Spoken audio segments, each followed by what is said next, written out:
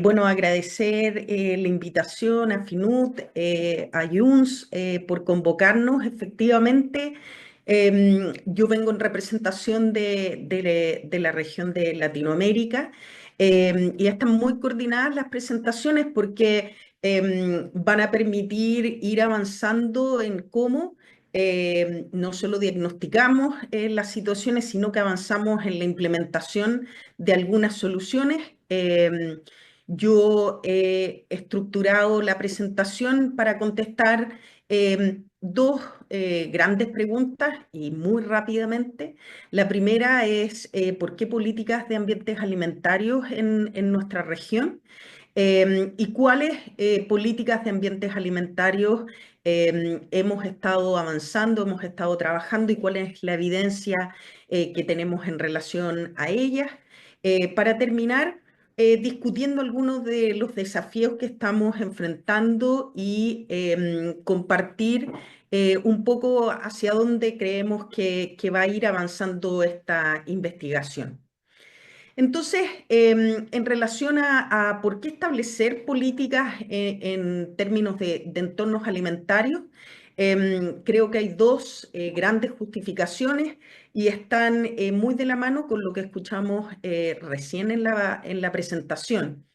Lo primero es que en nuestra región, al igual que en todo el mundo, los factores relacionados con una mala alimentación y con la nutrición son la principal causa en conjunto de muerte de discapacidad. Por lo tanto, desde un punto de vista sanitario, el rol que debiera jugar la prevención de estas condiciones y el aseguramiento de estas dietas saludables que mencionábamos debiera ser una prioridad.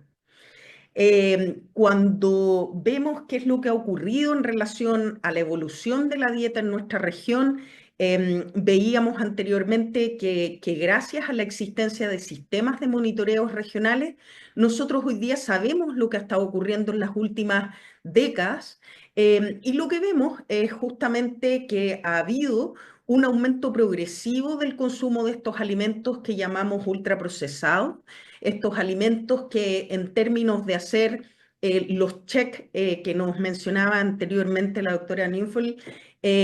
no cumplen varios de esos checks, ¿cierto? Son alimentos que tienen un pobre contenido nutrimental, son alimentos que si consumimos en exceso generan un desbalance en nuestra alimentación y la hacen un poco menos diversa.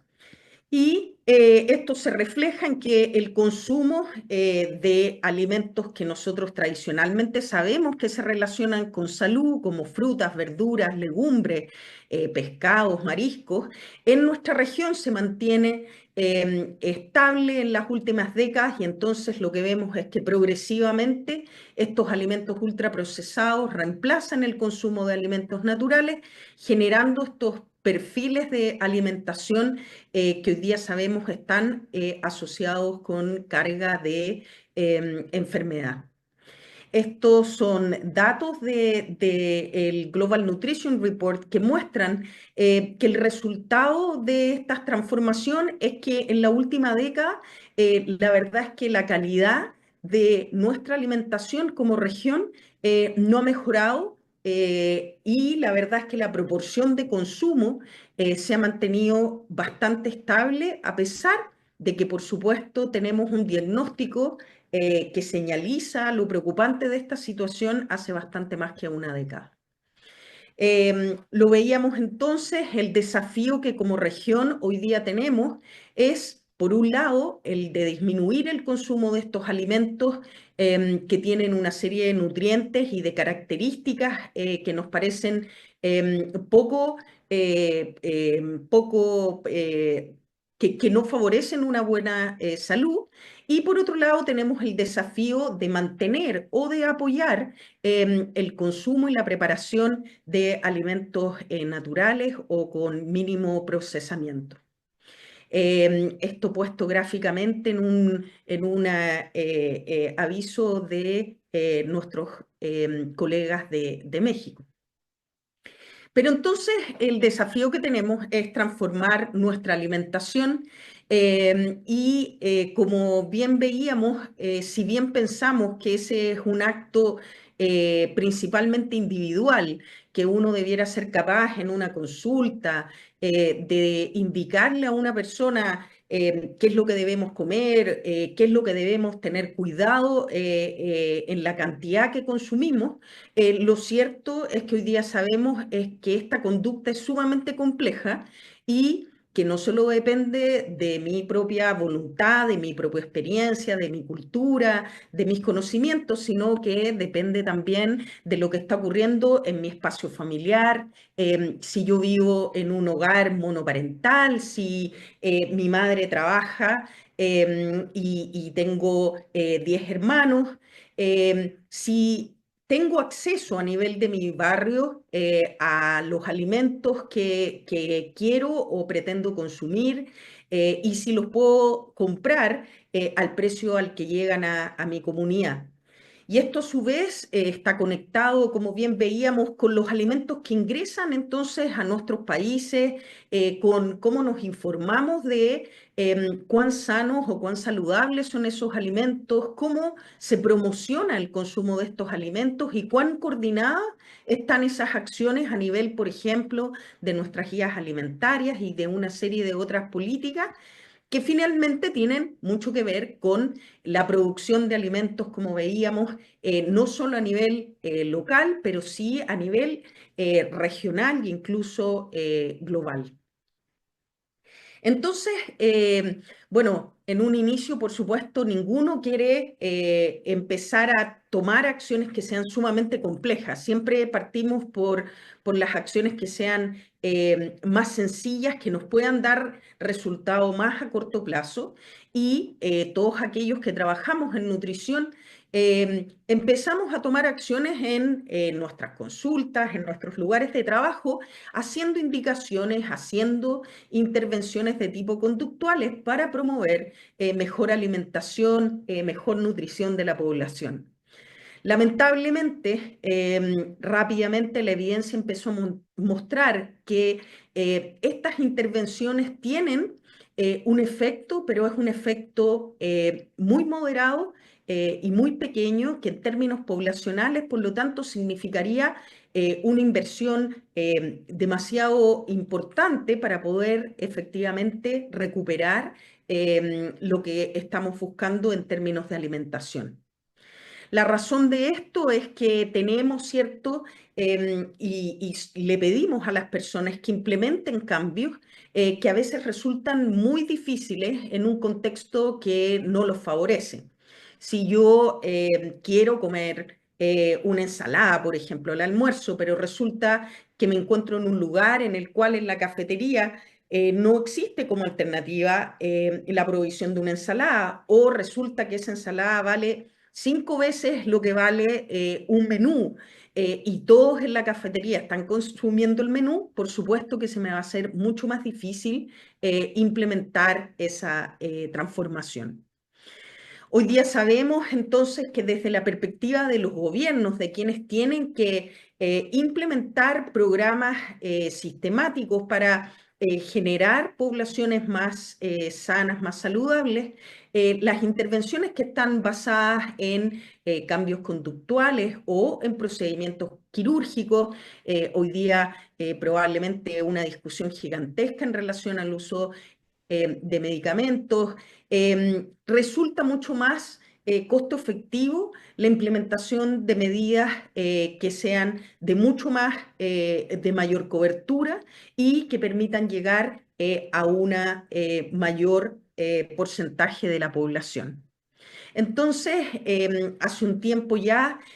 algunos investigadores de la región hicieron este dibujito en una conferencia en la que mostraron que hoy día lo que ocurre es que las personas están tratando de hacer una transformación, es como subir una roca en una montaña y lo que debemos hacer con nuestras acciones es tratar de bajar esa pendiente, tratar de hacer ese ascenso a la montaña, un ascenso mucho más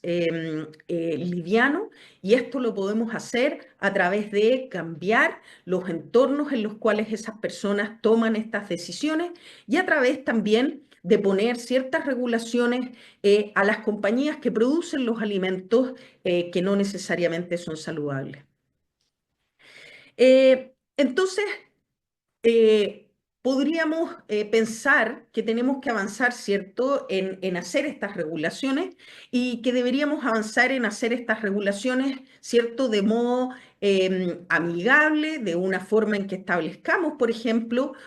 partnership en los cuales llegamos a acuerdo y en conjunto definimos cuáles son las normas y cómo tenemos que establecer estas regulaciones.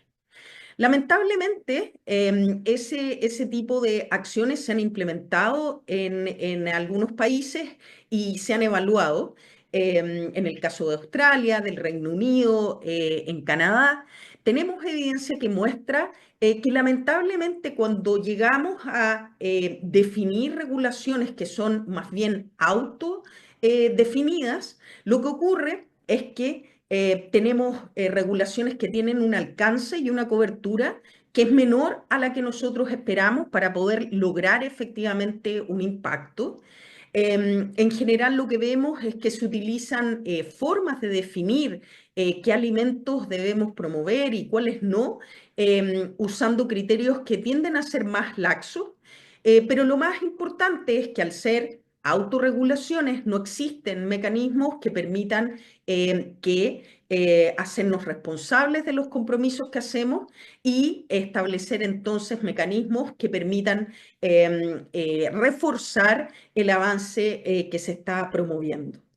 Todo esto ha llevado a nuestra región a definir que si efectivamente lo que queremos, por las diferentes razones que hemos mostrado, avanzar en la promoción de dietas más saludables para la población, debemos hacerlo desde acciones que sean gubernamentales y que tengan un alcance que sea de gran magnitud y que permita además ser monitoreadas y obligadas en términos de su cumplimiento. La pregunta entonces ya no es solo si debemos o no debemos avanzar en políticas, la evidencia ha mostrado que así debiese ser. La pregunta es en cuáles políticas. Y entonces yo me voy a centrar en mostrar un poco el camino que ha seguido hasta el momento nuestra región. Linet mostraba muy bien en el fondo esta idea de que hay diferentes lugares por los cuales nosotros podemos generar estos cambios. Y uno de esos que hemos establecido es este de los entornos alimentarios. Los entornos alimentarios se definen como aquel espacio en el cual los consumidores se encuentran con los alimentos. Y por lo tanto es una definición bastante amplia que involucra básicamente todo lo que ocurre en términos sociales, culturales, nutrimentales en relación a la alimentación y por lo tanto entrega un portafolio importante de áreas en las cuales nosotros podríamos establecer acciones para poder promover alimentaciones más saludables. Si lo queremos sistematizar, podemos seguir la propuesta que han hecho algunos grupos de investigadores en Informa, y ellos de alguna manera han tratado de identificar como grandes áreas en las que nosotros podríamos hacer acciones. La primera tiene que ver con la disponibilidad. Esto quiere decir que podamos tener acceso a los alimentos que queremos promover y por otro lado que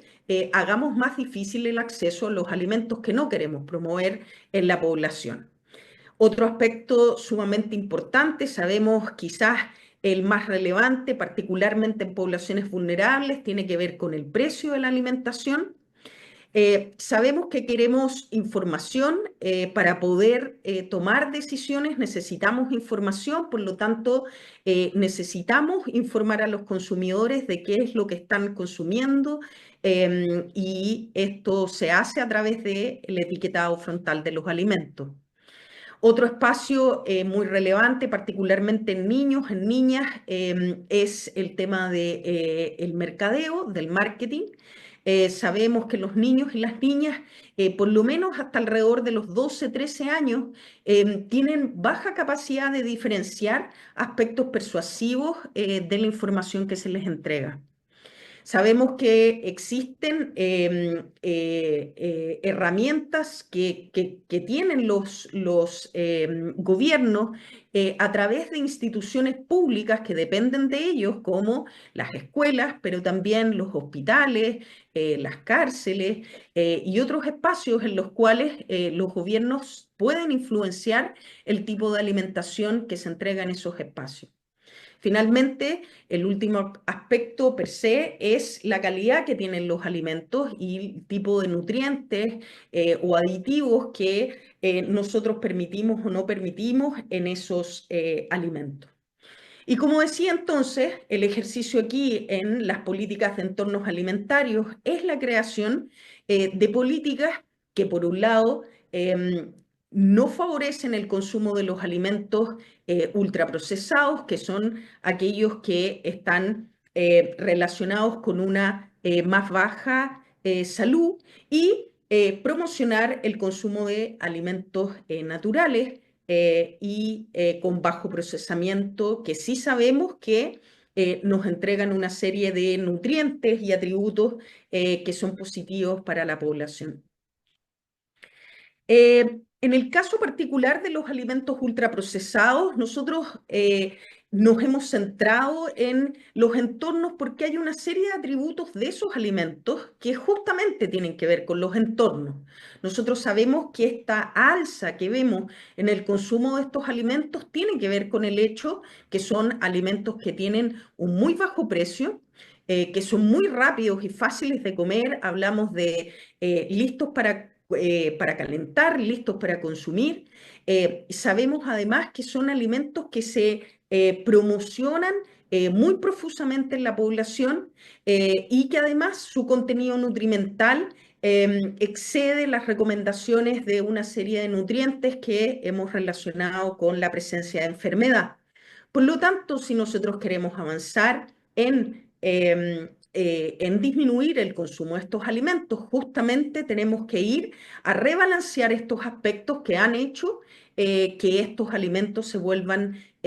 mucho más relevantes en nuestra alimentación. Les muestro aquí algunos ejemplos. Esta es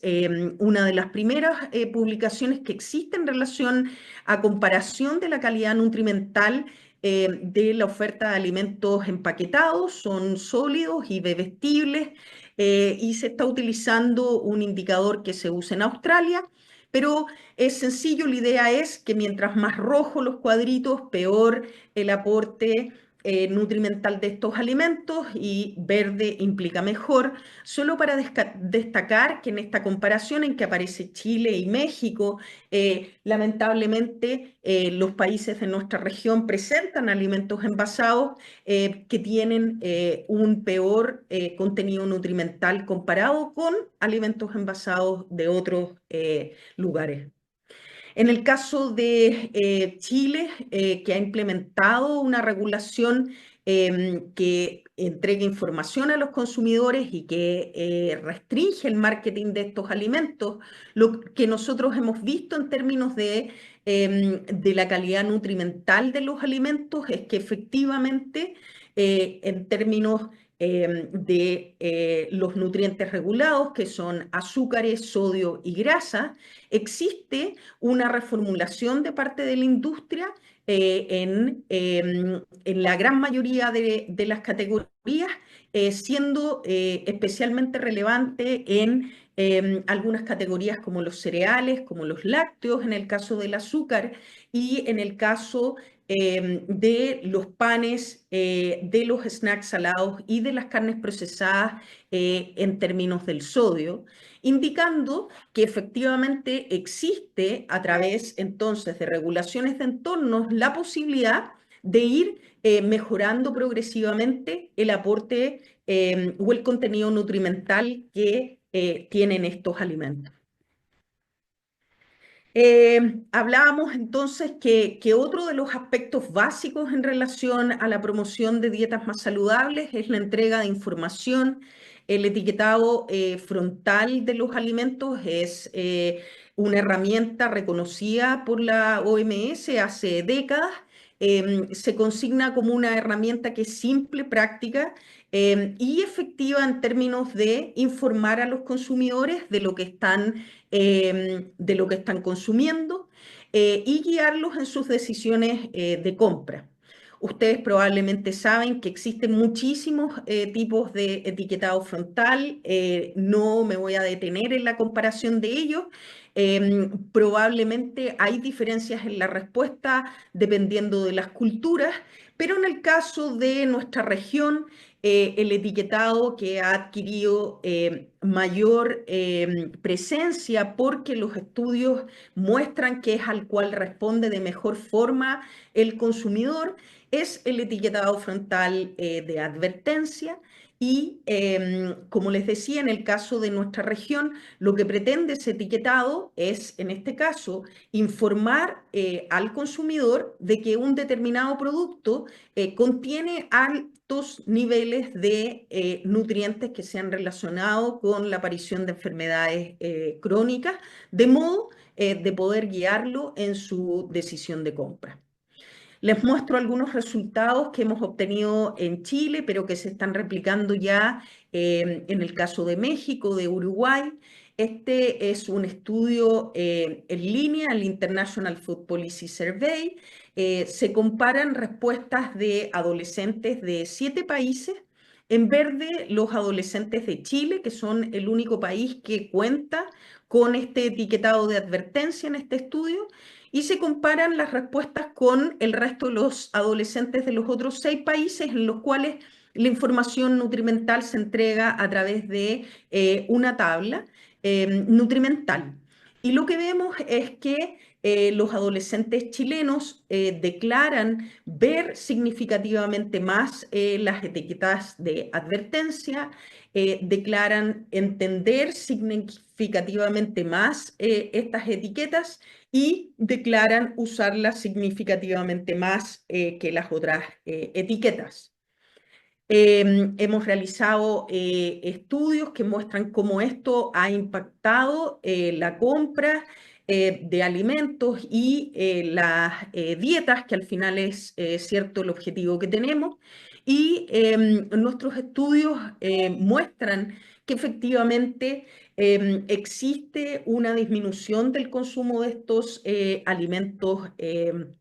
regulados, que es parcialmente compensada por un aumento en el consumo de alimentos no regulados, pero que termina teniendo un efecto neto positivo, que es lo que buscamos, una disminución en la compra de energía, sodio, azúcares y grasas saturadas por la población. Otro aspecto que hoy día ha adquirido importancia y relevancia tiene que ver con las restricciones de marketing. Decíamos, este es un aspecto particularmente cuando estamos pensando en promover mejor alimentación en niñas y niños. Nuevamente les muestro resultados que provienen de Chile. En Chile se hace una regulación que es bastante extensa, que restringe por un lado la exposición a marketing, pero también el poder del marketing. Eso significa que se restringen también acciones como las promociones, como la entrega de juguetes, la entrega de regalos, el participar en juegos, etcétera. Nuestros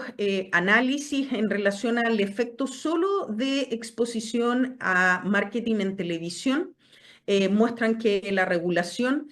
logra disminuir la exposición a marketing de alimentos poco saludables en alrededor de un 73% y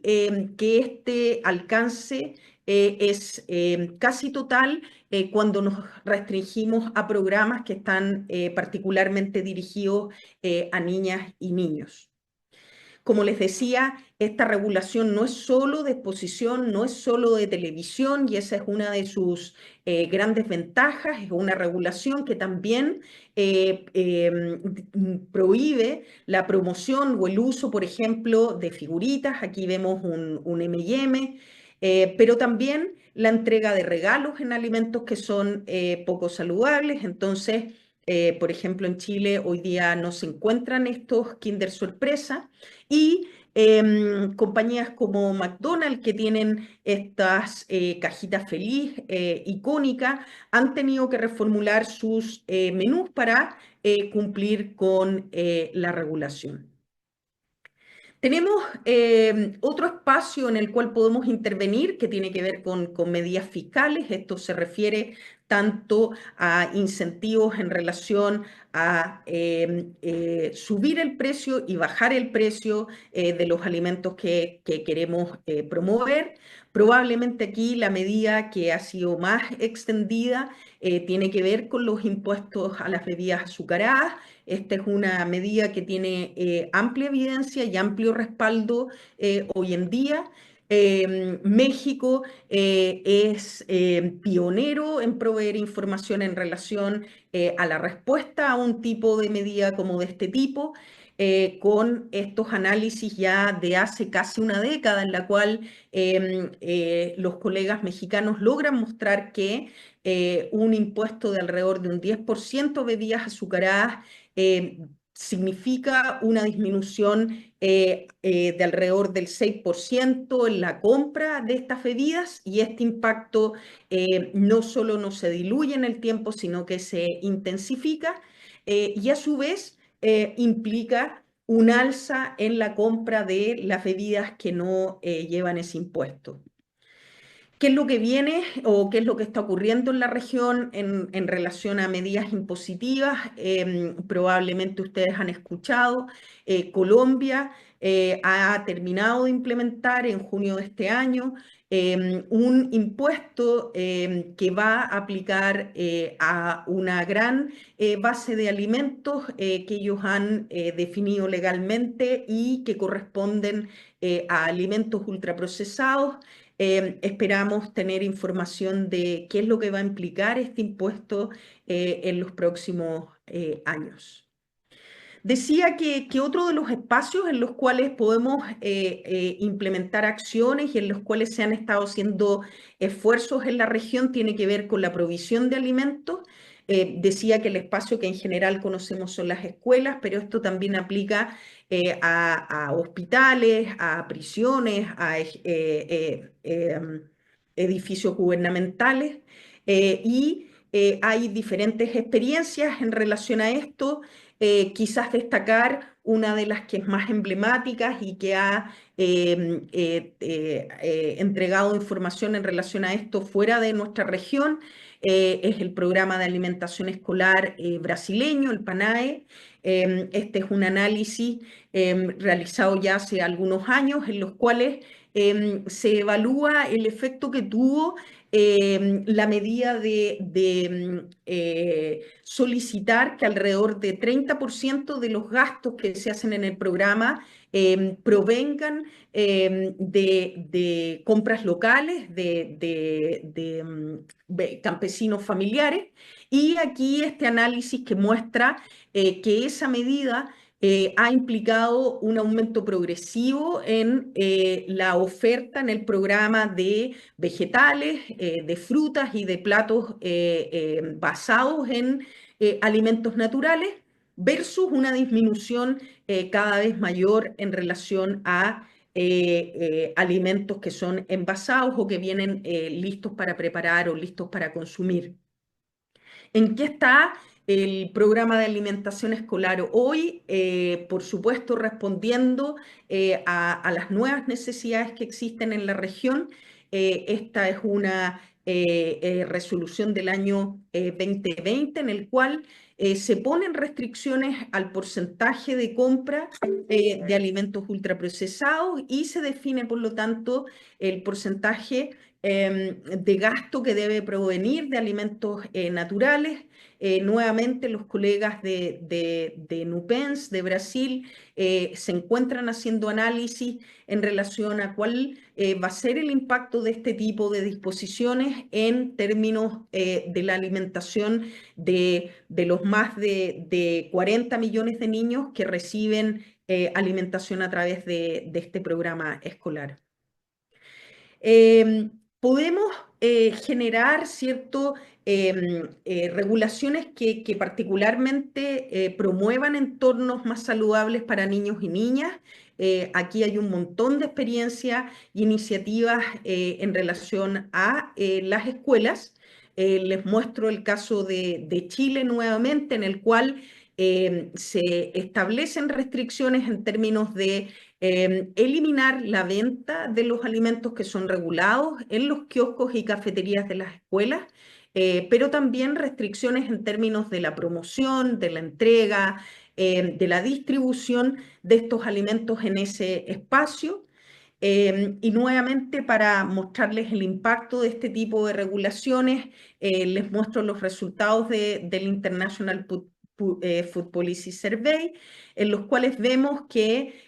los adolescentes chilenos son los que declaran consumir menos alimentos poco saludables en los espacios escolares, y a su vez son quienes declaran consumir más frutas y verduras como parte de este estudio. Para ir cerrando un poco, aparte de compartirles las experiencias que tenemos en la región, contarles un poco cuáles han sido quizás algunos de los aprendizajes, cuáles son algunos de los espacios donde vemos hoy día que hay más desafíos, y por dónde debemos seguir aportando evidencia y avanzando. El primero es comentar esta idea que también traía Linet, de que al final quienes tienen que implementar los cambios son personas, son familias que viven y que su vida transcurre en entornos que son a veces bastante disímiles. Y eso implica la necesidad de que no solo intervengamos un entorno, sino que múltiples entornos. Hay bastante evidencia que muestra que, por ejemplo, intervenciones que son muy exitosas en el ámbito escolar tienen un bajo impacto a nivel general, porque esos niños y niñas después salen a entornos en los cuales en verdad las condiciones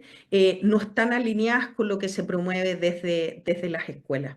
Por lo tanto, esta necesidad de que avancemos en entender que debemos intervenir en forma más bien global, diferentes espacios en diferentes lugares a través de diferentes medidas. Lo hablábamos también, eso implica que tenemos que entender que esas acciones no solo provienen del sector salud, no solo vienen del sector educación, sino que vinculan probablemente todos los sectores y tienen por lo tanto la dificultad de tener que integrar visiones y miradas de diferentes sectores que tienen diferentes metas y diferentes desafíos. Se mencionaba también probablemente una forma de lograr coherencia en estas políticas, en lo que avanzamos en entornos, debiese ser las guías alimentarias que cada país define y que de alguna forma debieran fijar el benchmark hacia el cual nosotros debiéramos evaluar, o contra el cual debiéramos evaluar la implementación de estas políticas. Yo comentaba de que el desafío que enfrenta nuestra región tiene mucho que ver con disminuir el consumo de estos alimentos ultraprocesados. Lo que hemos hecho, por ejemplo, en la regulación en Chile está basada en los alimentos que tienen mayor contenido de sodio, de azúcares, de grasas, pero eso da cuenta de un porcentaje importante de los ultraprocesados, pero no de todos. En el caso de Chile corresponde alrededor de un 65% de esos alimentos. Por lo tanto, es necesario seguir avanzando en regulaciones que nos permitan, por lo tanto, cubrir la totalidad de los alimentos que nosotros queremos disminuir su consumo en la población. Y por supuesto eso significa que tenemos que pensar además en otras acciones, en acciones complementarias. No podemos pensar que una sola acción va a lograr efectivamente cambiar los hábitos alimentarios de la población. Tenemos que pensar en acciones que por un lado hacen más difícil el consumo de los alimentos poco saludables y por otro lado acciones que hagan o favorezcan el consumo de los alimentos naturales. Eso implica un poco trabajar, por ejemplo, con estos programas de compras locales, implica pensar en quizás subsidios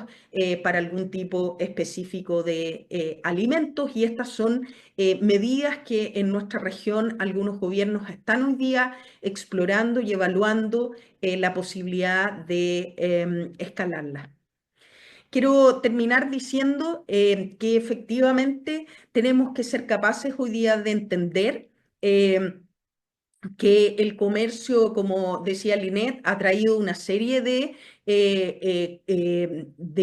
acceso a alimentos saludables, pero también ha aumentado el acceso a una serie de alimentos poco saludables. Hoy día sabemos que quienes producen esos alimentos son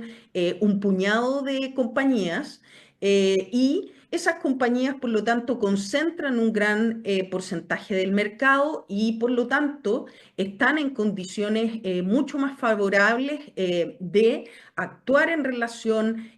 a políticas de este tipo, influenciar las decisiones que se toman. Y por lo tanto resulta importante, si queremos avanzar en esta meta, generar también agrupaciones que permitan que los pequeños campesinos, que los pequeños agricultores, que los pequeños productores también adquieran una voz, también sean un actor relevante en ese proceso y que los investigadores y las sociedades civiles que tienen un fin de promoción de alimentación también trabajen en conjunto. Esa ha sido la experiencia en nuestra región para promover el avance de este tipo de políticas. Y aquí les muestro dos organizaciones que hoy día existen en la región que están trabajando en este espacio y en el que los invito a participar. Que permiten efectivamente que podamos tener avances en los temas de entornos alimentarios. Finalmente, cerrar diciendo que debemos hacer estos avances simplemente porque no existe la posibilidad de un mejor desarrollo si es que no aseguramos una mejor nutrición y alimentación de la población. Muchas gracias.